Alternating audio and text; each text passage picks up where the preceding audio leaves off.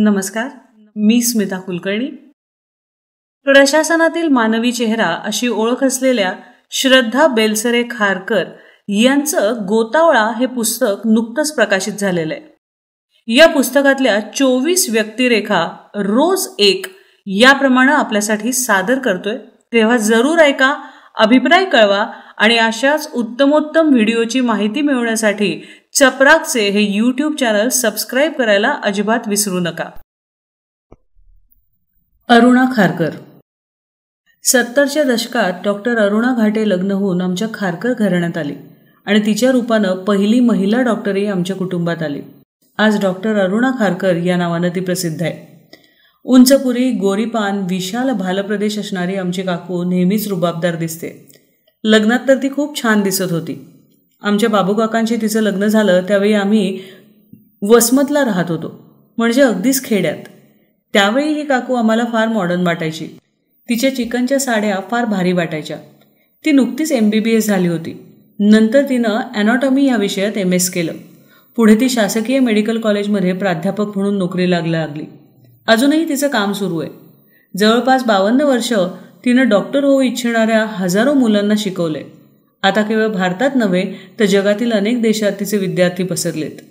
माझ्या मनावर तिची पहिली आठवण कोरली गेली ती तिच्या शिस्तबद्ध नेमस्त वागण्याची. दररोज पहाटे 5ला म्हणजे 5ला ती उठणारच आणि रात्री 10ला झोपायला जाणार. याच्यात कधीही बदल व्हायचा नाही. स्वच्छतेची तिला फार आवड. दररोज कॉलेजला जाताना ती तिच्या कपड्यांना स्वतः इस्त्री करायची. आम्हाला त्या काळी या गोष्टीची फार नवलाई वाटायची, कारण आमच्या घरी फक्त वडिलांच्या कपड्याला इस्त्री ती सुद्धा अधेमध्ये व्हायची. कॉलेजमध्ये ती लोकप्रिय प्राध्यापिका होती, कारण तिच्या विषयाचा खूप सखोल अभ्यास असूनही दररोज शिकवायला जाताना ती त्या टॉपिकचा पुन्हा वेगळा अभ्यास करून जायची. तिचं एकंदरीतच वागणं, बोलणं, राहणं नीटनेटकं आणि नेमकं होतं. फापट पसारा, अस्ताव्यस्त वागण्या बोलण्याला तिच्या आयुष्यात कधीच स्थान नव्हतं. ती नेहमी तिला जे वाटतं ते समोर स्पष्ट आणि परखडपणे बोलते. कधीकधी ऐकणाऱ्याला ते कटू वाटू शकतं. आत एक बाहेर एक असं तिला काही करता येत नाही. त्याची अनेकदा तिला फार मोठी किंमतही मोजावी लागली. तिची राहणी साधी पण आकर्षक असते. ती नेहमी उंची साड्या घालते. साड्यांची निवडही फार उत्तम असते. 22-23 वर्ष सरकारी नोकरी केल्यावर नेहमी होणाऱ्या बदल्यांच्या त्रासाला कंटाळून तिनं स्वेच्छानिवृत्ती घेतली आणि लगेचच महात्मा गांधी मिशनच्या कॉलेजमध्ये ती रुजू झाली. सरकारी आणि खाजगी नोकरीच्या कार्यपद्धतीत जमीन आसमानचा फरक. त्या नव्या बदलाला समोर जात तिनं तिथेही आपलं वेगळं स्थान निर्माण केलं. बदल स्वीकारण्याची जबरदस्त लवचिकता अरुणा काकूच्या अंगी आहे. कुणाच्याही पुढे पुढे न करता ती स्वकर्तृत्वावर उभी राहिली. आपलं काम नेहमी चांगलं झालं पाहिजे हा तिचा अट्टाहास असतो. नव्या कॉलेजच्या उभारणीमध्ये तिचं योगदान मोठं होतं. बरं, एवढं करूनही त्याचा कुठेही गाजावाजा नाही की कामात येणाऱ्या अडचणीबद्दल तक्रार नाही. वरिष्ठांबद्दल कधीही नाराजी नाही. सहकाऱ्यांबद्दल असूया नाही. नव्या जुन्या पिढ्यांबरोबर काम करण्याचं आणि विभाग प्रमुख म्हणून काम करून घेण्याचं कसब तिनं आत्मसात केलंय. एखाद्या चौकोनी चिऱ्याप्रमाणे तिनं स्वतःला आहे त्या व्यवस्थेत मजबूत करून घेतलं. पुढं काही वर्षांनी वैद्यकीय शिक्षणात तंत्रज्ञानाचा वापर वाढल्यावर एज्युकेशनल टेक्नॉलॉजी हा नवा विभाग त्यांच्या महाविद्यालयात निघाला. त्याचं प्रमुखपद ओघानंच तिच्याकडे आलं. ज्या विभागाचं प्रमुखपद आपल्याकडे आलंय त्याची पदव्युत्तर पदवी आपल्याकडे नाही आणि ती आपण मिळवलीच पाहिजे असं तिनं ठरवलं. आणि वयाच्या 65व्या वर्षी मुंबईच्या KEM कॉलेजमधल्या अत्यंत किचकट आणि जिकिरीचा अभ्यास पूर्ण करून तिनं ही पदवी प्रथम वर्गात मिळवली.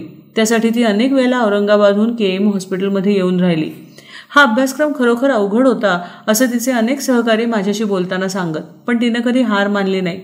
घर, संसार आणि रोजची नोकरी सांभाळून तिनं ही पदवी मिळवली. तिला अनेक मानसन्मान आणि पुरस्कार मिळाले, पण तिनं त्याचा कधीच बडेजाव केला नाही. माझे काका डॉक्टर रघुत्तम खारकर हे मराठवाड्यातील नामवंत हृदयरोग तज्ज्ञ. त्यांच्या बाहेरच्या पेशंटबरोबर मराठवाडाभर पसरलेल्या आमच्या कुटुंबाचे ते हक्काचे फॅमिली डॉक्टर. त्यामुळे घरात पाहुण्या रावण्यांची वर्दळ आणि येणाऱ्या जाणाऱ्यांचा राबता कायम. त्या सगळ्यांची देखभाल अरुणा काकूलाच करायला लागायची. काकूची खासियत म्हणजे तिला स्वतःचं काम स्वतःच करायला आवडतं. नोकऱ्यांचा लवाजमा असला तरी सकाळी 5 पासून ती उभीच असते. संध्याकाळी कॉलेजमधून थकून आल्यावर ती स्वतः चहा करून सगळ्या नोकरांना देते. अजूनही हा तिचा परिपाठ चालूच आहे. रोजच्या रोज नोकरांना स्वतःच्या हातानं चहा करून देणारी मालकीण मी तरी आजपर्यंत पाहिली नाही. आज काकूचं वय 75 वर्ष आहे. करोनामुळे तिनं कॉलेजला जायचं थांबवलंय, पण तिचा दिनक्रम आजही खूप व्यस्त असतो. तिचं वाचन समृद्ध आहे. माझ्या लहानपणी तर तिच्याकडे तिच्या विषयाच्या नियतकालिकांबरोबर स्त्री आणि किर्लोस्कर सारखी मासिकं यायची. अजूनही अनेक मासिकांची वर्गणी ती भरते.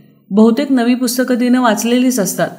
नव्या पुस्तकासाठी ती नियमित वाचनालयात जाते. तिला काहीतरी नव्यानं शिकायची हौस आहे. आता ती ऑनलाईन भगवद्गीता शिकते. लहानपणी गाण्याची आवड होती, पण वैद्यकीय शिक्षणामुळे ती राहून गेली होती. आता ती गाण्याच्या क्लासलाही जाते. दररोज विष्णू सहस्त्रनामाचं पारायण करते. दररोजचा हास्य क्लब ती कधीच चुकवत नाही. याशिवाय महिला मंडळ आणि ज्येष्ठ नागरिक संघातही ती खूप गुंतलेली आहे. आजही तिनं आपली तब्येत चांगली राखली आहे. आम्ही कुटुंबातले काही जण बरोबर चालत असू तर ती आम्हा लहानांना मागं टाकून ताड पुढे निघून जाते. आता काकू आणि पुतणी असं आमचं नातं हळूहळू बदलत गेलंय. आम्ही एकमेकींना मैत्रिणीसारखंच बोलतो. अनेकदा आपल्या जवळच्या व्यक्तींकडूनच आपण आयुष्य बदलणाऱ्या प्रेरणा घेतो. अरुणा काकूकडूनच मी अधिकारी होण्याची प्रेरणा घेतली आणि पुढे अधिकारीही झाले. आमच्यात नेहमी सुखदुःखाच्या अनुभवाचं आदानप्रदान होतं.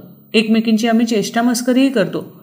परवा तिचा फोन आला तेव्हा मी सहज विचारलं, तू काय करतेस? त्यावर ती म्हणाली, आराम करते. मी म्हटलं, शोभतं का काकू तुला हे? आराम आणि अरुणा काकू हे शब्द परस्पर विरोधी आहेत हे लक्षात आहे ना तुझ्या? त्यावर आम्ही दोघेही खळखळून हसलो. काकूला प्रवासाची खूप हौस आहे. तिनं देशविदेशात अनेक प्रवास केलेत. तिला ऐतिहासिक वस्तू बघायला आवडतात. खरेदी हा माझ्यासारखा तिचाही वीक पॉईंट आहे. माझी आई 40 वर्षांपूर्वी गेली. त्यानंतर आमचं माहेरपण काकूच मोठ्या निगुतीनं करते. माझं कन्यादानही तिनं आणि आमच्या बाबूकाकांनीच केलं. काकूचं व्यक्तिमत्व विलक्षण आहे. जितका तिचा ग्रेच्या ॲनाटॉमी या पुस्तकावर जीव आहे, तेवढंच विष्णू सहस्त्रनाम आणि देवी महात्म्यही तिला प्रिय आहे. वरवर बघता कडक शिस्तीची काकू अंतर्यामी मात्र फार हळवी आहे, अगदीच वेगळी आहे. अशी कर्तबगार काकू मला मिळाली हे माझंच भाग्य आहे.